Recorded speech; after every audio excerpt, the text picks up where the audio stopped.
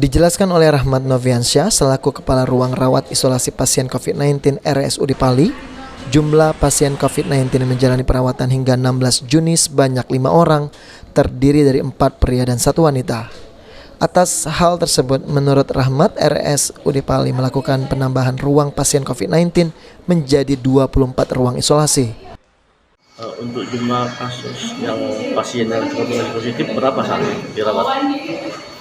Untuk yang saat ini dirawat ada 5 orang, 4 orang laki-laki dan 1 orang perempuan. 1 orang perempuan. Sudah berapa hari mereka rata-rata?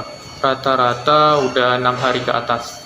Ada yang paling lama itu sudah 15 hari dirawat.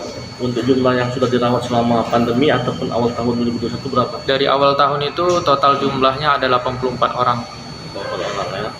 Sudah pulang semua ya? Udah pulang semua, yang masih dirawat sekarang ada 5 orang. Untuk mengantisipasi lonjakan ada tidak penambahan ruangan nanti?